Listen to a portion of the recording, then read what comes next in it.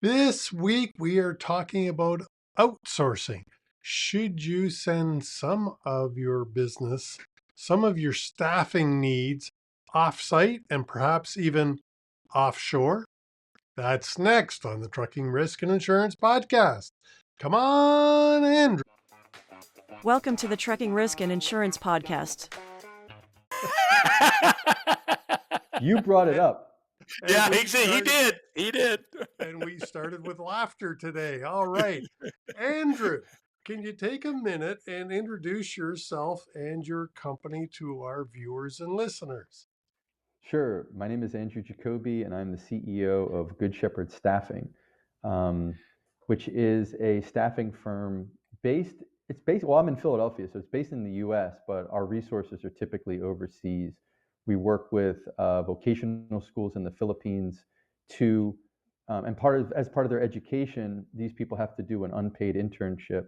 And so what we do is we find them potential clients to be interns, and then those clients can then hire them through our agency. So we work with Filipino VAs to try to find work for them, as well as for people like yourself to try to find people that can work for them as well. And so you're a temporary staffing agency that's offshore. The helper or my virtual assistant would be offshore. How could trucking use that? Well, that's a great question. The answer is there's a subset of tasks that have to be done in any business that have to be done physically locally. Driving a truck, for example, would be a great example of that. You can't drive a truck remotely currently. Maybe someday, whatever, if Elon Musk has his way, maybe you can. Right now, you can't. So that has to be done locally. You can't sweep the floor. You can't clean up the garbage in the office. None of that can be done remotely. However, anything that can be delivered over a wire, over the computer, over the ether, can be done overseas.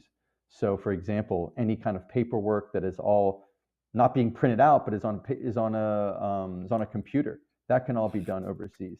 Scheduling can be done overseas. Dispatching can be done and is done overseas.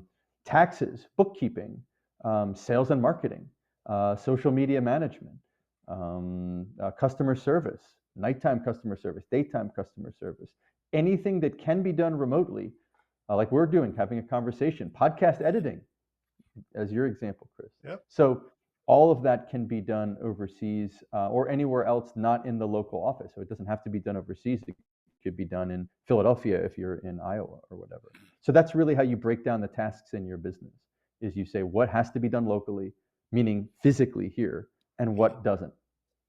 Well, when we were talking prior to the show, I had mentioned to you that I've got a client, and most of our listeners have to use what's called an ELD, an electronic logging device.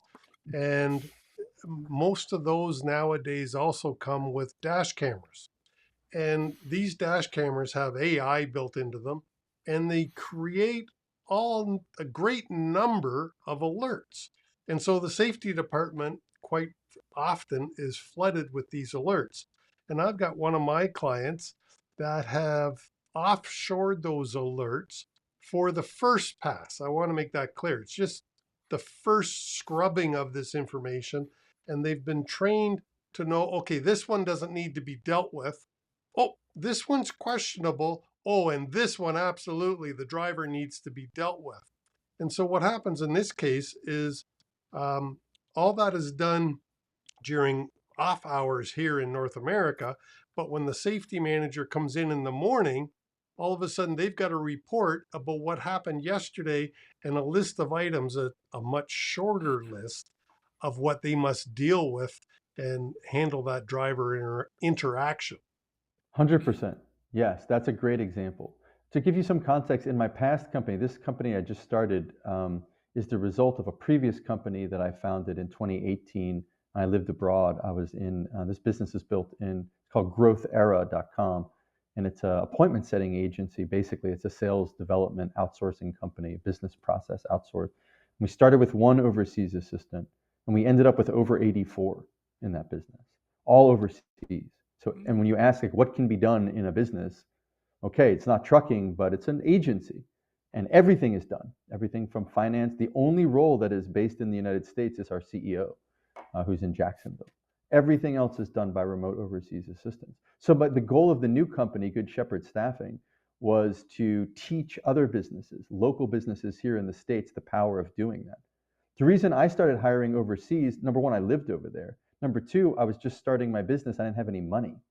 So either I was going to do the work or it wasn't going to get done, or I needed somebody who wasn't going to charge me a lot to get it done. And then I started hiring them and I just kept going because it was like, why would I pay more when I could get it done for less? That was really the reason. It was by necessity. And so it's really powerful, especially if your costs are constrained. We're all going through difficult times.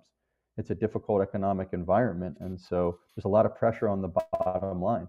So we, as company owners, as operators, have to find the most efficient financial way for a task to get done. Hopefully, the first thing you do is you try to eliminate that which doesn't need to be done. Right. So you're doing a bunch of stuff that you don't need to do. Stop doing that. Nobody should do it, including you. The next would be what of the stuff that remains, what can you automate? What can a robot be doing for you? Because if a robot can do it, that's what should be done, because robots, they don't, there's no sick days, there's no difficulties there. It's like it's much cheaper to have a robot doing the work at that point. And then that which remains, okay, well, what is the proper resource, human resource, that needs to be done for this particular task? And that's kind of the art form. It's like, okay, well, how this is this kind of task. How much will it cost me to get it done here, to get it done effectively there? And then you've got to sort of figure that out and experiment. Like you're experimenting a little bit, Chris, right? With Bella from your intern. She does, okay, can she help you? You have some hypotheses about how she might be able to help you. And if she can, you'll save some money. Maybe she can't though. You're trying, you're testing a hypothesis. And that's what it is. It's like a muscle. You just keep trying different ideas that you have. Okay, I'll try this person for this. I'll try this person for that. And then you come to a kind of like a baseline understanding of, okay, like I can hire somebody for about $6, $7 an hour to do that. Maybe not here locally, but somewhere. And they'd be happy to do it. So that's really the model. You brought up the example of Bella. I haven't started working with her yet, but the potential from my bottom line, is huge, because it'll be about 50% of what I'm currently paying, but the tasks that she will be doing will be many more than what I'm paying Right. paying Yeah, for. you're So using it. Yeah. the actual revenue will be like half, but she's going to do a lot more for me. So That's the goal. I have my new company. We've been going for about a year. Internally, we have maybe 4 or 5 staff members, and I'm constantly amazed by, actually, in my first business, I found a remote virtual assistant, similar price to Bella. Believe it or not, Chris, he ended up becoming my co-founder in that business, and he's my partner in that company. So a base level, entry level virtual assistant ended up being good enough that he's now my partner. He managed all of the operations in that business. I could just keep giving him work. And he was just one of these people that was never given an opportunity before, because he lived in a poor country. He lived in Yugoslavia, ex-Yugoslavia. So there's not a lot of opportunity for him locally. But that doesn't mean he's a bad person. It just means that he doesn't have a lot of opportunity locally. I just gave him opportunity, and he was just one of those people who could keep absorbing work from me and higher levels of work. So he just kept increasing his value to the point that now he's a 50-50 owner in a multi-million-dollar agency. Pretty cool. From being now, does Bella have that capacity? I don't, maybe not, but it's just, I'm constantly surprised by the talent that's available in the world. And some people just grow up in poor countries and they don't have opportunity. yeah. And so, Well, and I was going to ask Johnny. Johnny, do you have any thoughts about getting back to trucking again? How we could offshore? And I keep looking down here because that's where John's face is. But what opportunities are there to offshore a task in trucking? Well, interesting enough, See? I I, stumped him. I Holy oh no, smokes. no, you haven't. I'm stuck on something else before I get there, Okay. and I want to ask Andrew first. So you've got the old crotchety owner that's been around since the 1960s, started this company, and he's of the mindset that says, I need to see the whites of the eyes of my people. They got to be here in the office, even though it's a menial task or it's an easy task that, as you say, can be done remotely. How do you address that guy or those folks that are still in that old archaic way? Well, I don't know that they're necessarily wrong. I mean, I think it's just I don't know that there's a right way or a wrong way. I mean, there was just a big leaked memo from Jamie Dimon, the CEO of JP Morgan Chase, and he was saying he hates this remote work thing. He's like, everybody should come back to the office because it's lack of there's problems with it. So that crotchety guy, he's, might be right. You really have to, you have to find the right people, and you have to learn the skill of working effectively remotely. And that's a skill. And maybe it's not worth Agreed. it for you to do that. Like if you're happy with what you've got going on, don't make any changes. Again, I did this because I had to. I didn't have I couldn't afford somebody locally where I was. So I had to go to places where I could afford it. And so I built a skill set. And now I'm very happy that I did that. Is it perfect? Is it like utopia? No, it's not utopia. So is that crotchety guy wrong? Maybe not. Well, one of the bonuses we can say is we've had a lot of remote workers in the transportation industry for years, and that main remote worker is a driver.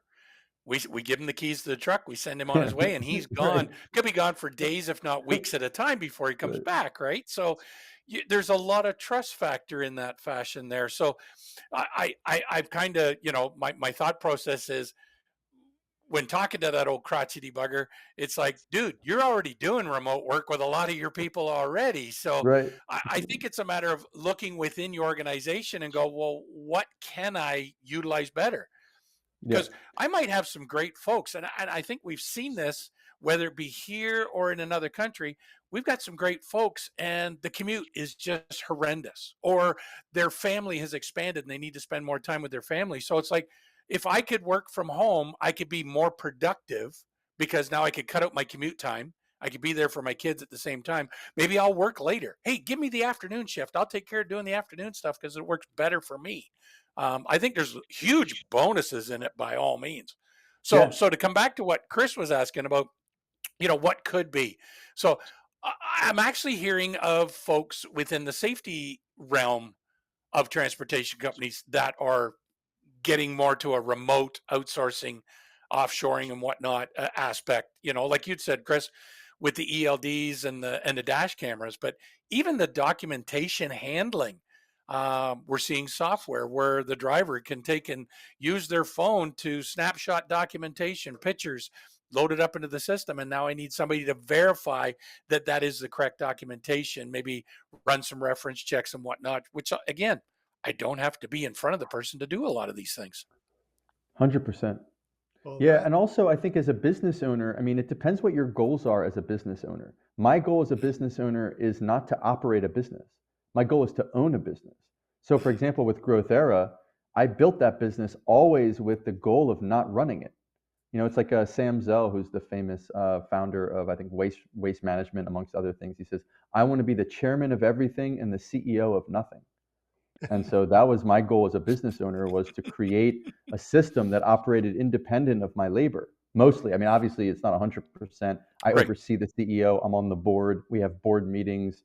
I have to, manage the CEO's compensation, his performance, things like that. So I still have a job, but I don't have an operational role in that company. I have an operational role in the new company, and my goal is the same, because I'm more of a creative beginner of, a 0 to 1 kind of person. Once it Right. becomes about operations and spreadsheets and can I get this paid time off and like I don't I'm not I can't I can't do that. So Mhm. I'm the guy, we're spitballing ideas in the coffee shop, and we whiteboard some stuff and we try it.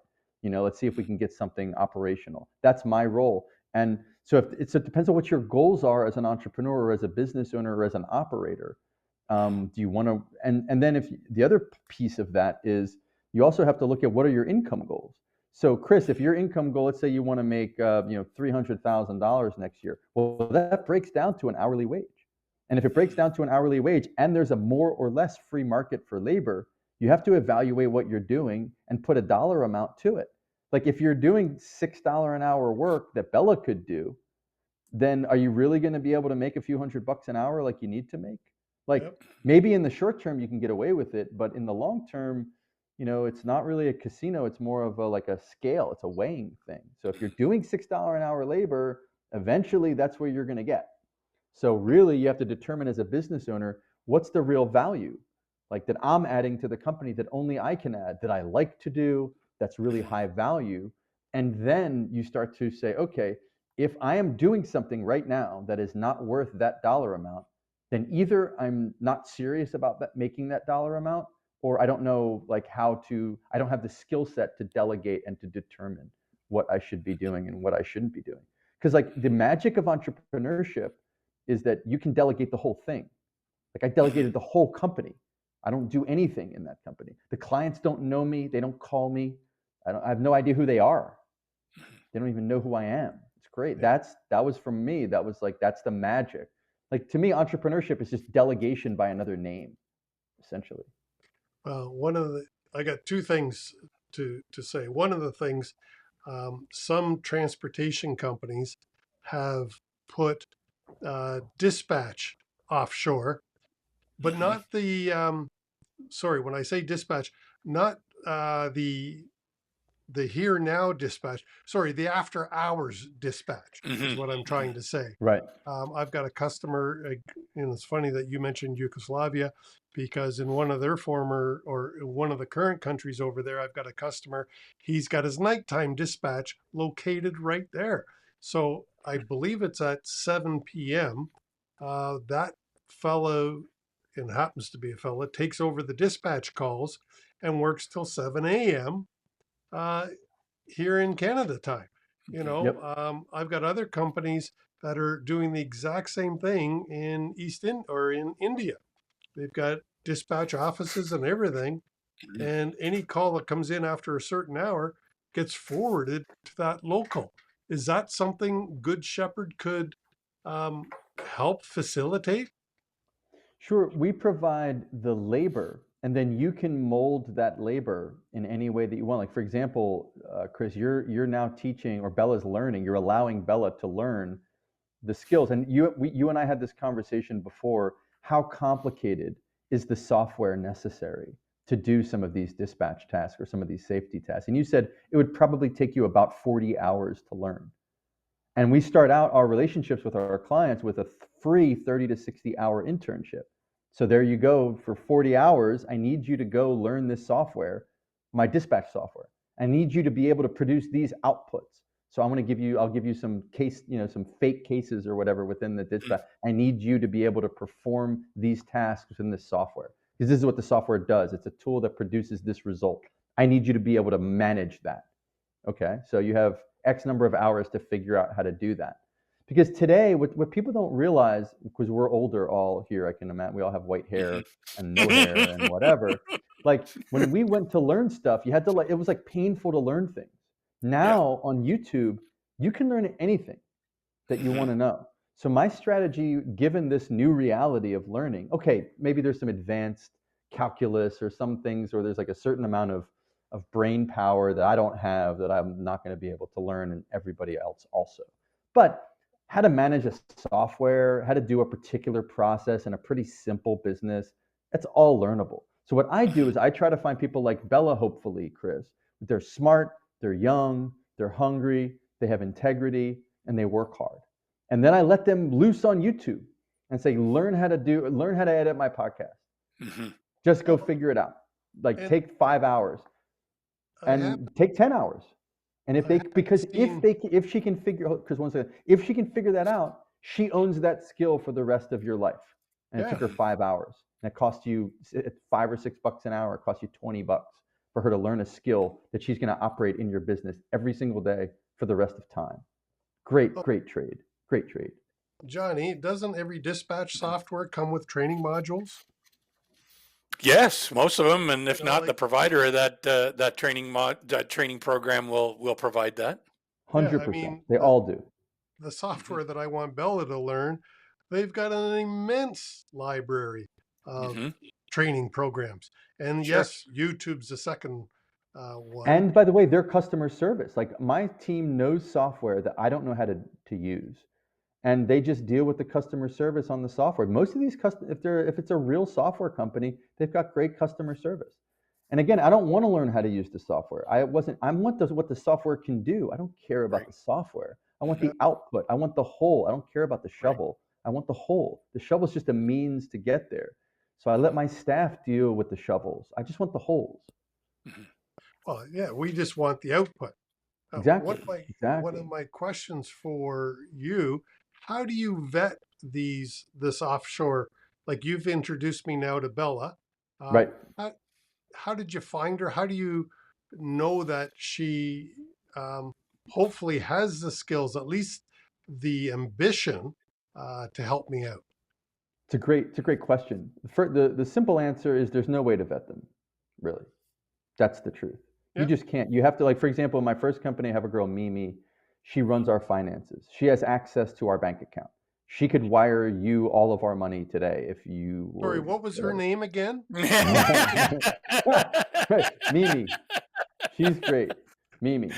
And and I just met her in Yugoslavia. Like she came as was a worker for me, and now she has that capability. Did she have that capability in the beginning? No, she didn't have that access in the beginning. How did she gain it? The same way anybody gains Mhm. trust over time. Mhm. So that said, how do you vet them? What you have to do is you have to use prudence. You have to use your instincts, and you don't give people 100% access to everything on day one. They have to gain that over time with you. Just as Sure. right now, you're thinking about Bella. Can she be helpful to me? Can she not? Either over time she's going to prove useful to you and honest with you, or she's Mhm. not.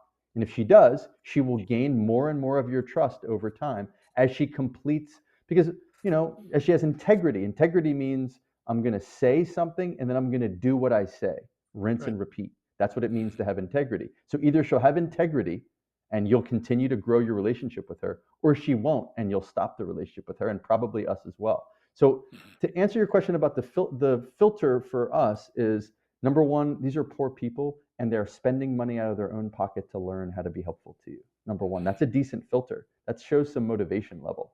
Number two, they're investing in their own education with that money. So that also says something about somebody, in my view. If you're going to take money and not go blow it on the local hooch, and you're going to Mhm. go buy some training so you can better your life and your career, I think that says something. Doesn't necessarily mean that they're like amazing, no, but Mhm. it says something. Number two filter is that they graduated from the schools that we've already used before. So we know that the people that graduate from these schools have the basic skills. Does it mean there aren't exceptions and there's variance in quality? That exists. But and the third thing we do is our relationships with our clients, like with you, Chris, is very low risk. So they have a 30 or 60-hour free window. So you basically say to Bella, hey, Bella, here's, I don't know, CapCut Pro, or here's video editing software. Take 10 hours, which I'm not paying for, Mhm. and go take this video that I have in my drive folder and go edit it so it looks like this other one on my site. Come back to me in 20 hours if you can do it. Right. Right? And Well, like either she's able to do that and great, God bless, and she has a job and it's great, or not. And what did you lose? 5 minutes of your time.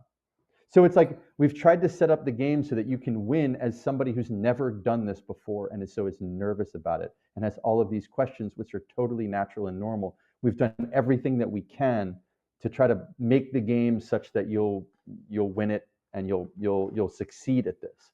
But that said, you know, nothing's perfect and there are criminals in the world and people do nefarious things, and you just have to use your prudence. There's no way around that. There's no way to vet people online. They can be taking, if they're even in a call center, they can be taking pictures with their phones. They can be, I mean, who knows? Like whatever kind of stuff. You well, just have to you have to give them little bits of trust and let them earn more over time. as a person who's done a lot of hiring in the past, when I worked for a corporation, did I ever make mistakes? And I was sitting there right Mhm. across from the person, and I sometimes bought a bill of goods that was totally false. In Amen. other words, I made a bad hire. Um, Amen. so I'm not sure. It's just different, and I think COVID, if it taught us one thing, is that the world is different, and we can work remotely now, and we can continue to do that, at least in some forms. Right. I have this controversial take. I've hired hundreds of people overseas, probably over 1,000 since 2018. I've never read a resume. I don't read them. I created a process by which I could talk to somebody, get a sense for them as a human being, judge them as a human being, not like I'm not God, I'm not judging their moral character, but I'm getting a sense of them. Mhm. And then from that sense of them, and I would do this in groups because we're hiring in the other company, we're hiring cold callers, so SDRs. And that's a really hard job. And it's kind of like Navy SEALs. Like if you go to the Navy SEALs, like they still don't know really who's going to make it through the Navy SEALs, like the training. And they would like to find out. They spent like millions of dollars like trying to figure it out because it would be great if they could filter up front. Turns out they can't. You have to go through Hell Week. Either you make it and you tap out. And it's really hard. They're all studs. So, who's tapping out? Like it's hard to predict. Anyway, same thing. So what I did was I created a system where I could get a sense of somebody to see if they were like what I felt in my heart. They had the intent, like the sort of they're a decent gamble. And then I created a system where I could bring them in groups and have them try projects out. And I would purposely give them not that much training. And the reason I would do that is because my theory was that the cream always rises to the top. Like in any group, you're going to find that person that just is going to figure it out, and and I wanted to know who that was. And so you're not going to read that on a resume because resumes can be faked, and especially overseas. What am I going to do? Call up some Philippine? They work for Mhm. some Mhm. Filipino agency. I'm going to call them up and like it's just not going to happen. Or some Macedonian trucking company. I'm going to like call up some guy in like some small town in Yugoslavia and try to vet somebody. Impossible. Forget it. The way you do it is you try to set up a game whereby you don't have to put a lot in, but you have a system by where they can prove themselves to you in real world tasks. Do they show up on time? Does their English good? Are they doing the work with serious effort? Are they showing intelligence in the way they're thinking through it? Are they communicating well? Are they hungry to learn and to contribute? A players make themselves known in any environment, and you can't like that's it's just they're just obvious. So that's the way I've done it personally. Again, that's a controversial take. Your mileage may vary. Well, you know what? It's funny you say Don't that mind. because I've heard many times before, you know, we hire the wrong people because we're busy looking at the resume and not realizing that what they did previously was not what they're really good at. Yeah, So it's a now all of a great sudden point. you give them that opportunity to try something different. And like you say, they become that A person who rises to the top and they surprise themselves even because they go, Yep. I enjoy this and I like this. I just didn't realize I was that good at it. Yep, that's a great point, Johnny. I actually have a friend of mine here locally who's like trying to get a job, and she's like, it's really hard to get a job doing this or that. And I'm like, well, what is your process? She's like, I'm just sending resumes out. It's Hmm. like, Hmm. I'm like, yeah, that's not really the way to do it. You got to meet somebody and you got to offer Hmm. to be valuable for them and make it Yeah. really easy for them to say yes. Do some free work for them. Do a Hmm. project together Hmm. on a charity group. Do something Sure. where they can Yep. prove your labor. Because Yep. today the educations don't mean anything here in the States. Education's overpriced and they don't teach very much anymore except like all this weird new stuff that the kids learn, whatever. They don't teach very much anymore. So seeing what school you went to doesn't matter to me. It's like the receipts are how you act. The receipts are Hmm. what you do when I give you a project. Do you do what you say you're going to do? Right. Are you doing Right. it in an intelligent way? Like, can I teach you? Are you coachable? And these are Right. all obvious within a 10-hour work project. Hmm. So I get a sense of you as a human being and I have them all send Loom videos. And I can watch a 3-minute screencast video. Hmm. And I can get a sense of if I think somebody's like, like kind of there and with it, or a Hmm. little like, I don't know, they're just not, they're not nobody's home a little bit, Hmm. you know? Hmm. You can get a sense of that pretty quickly. And that's my resume. Because if I think you're all there, and I can't really tell your character, I can't really tell that stuff, but if I think you've got the intelligence, I'll give you a chance to show if you have an engine. if you're honest and if you have an engine in the chassis. Right. Cool. That's awesome. I think that's a great place to wrap the show up. I will ask one final question. Did Sure. we cover all of the important items? If I was a trucking company or a logistics company and I thought about this outsourcing thing, what would you say to me as to might convince me to give it a try? I would just say the problem with it is that it's kind of like swimming. You can't be in the water unless you know how to swim, but you can't learn how to swim unless you're in the water. You just have to do it. We can sit here and talk about it all day. It's kind of like talking about what does a mango taste like. Hey, Johnny, what's a mango taste like? Well, Andrew, it's kind of sour, but it has this weird kind of salty thing going on. And it's kind of, it's like, do I really know what a mango tastes like? Gotta try not it. really. Yeah. Right. You just have to take a bite and try it. And by the way, that's why we set up what we set up. We have a 30 or 60 hour free internship. So we'll put somebody like Bella with you, go to goodshepherdstaffing.com, reach out to us. It costs you nothing. So if you come up with a simple task and you give them that task to do, abandon the internship if you don't like it. I mean, there's not a lot of downside. And so if you have this idea, a hypothesis that it might be helpful to you because it's being helpful to other people like you, maybe your competitors are using it and you're kind of like, well, I better not lose to them, then give it a shot. That's all. I can't say if it's going to, maybe you tried it and it didn't work. But that's also important to know. It's like when the Americans found the Titanic, they thanked the French team who was also looking for the Titanic because the French team found out where it wasn't. And that was helpful to know where not to look anymore. So if you try outsourcing and it doesn't work and you're like, well, I tried that and it didn't work. Okay. Now you know.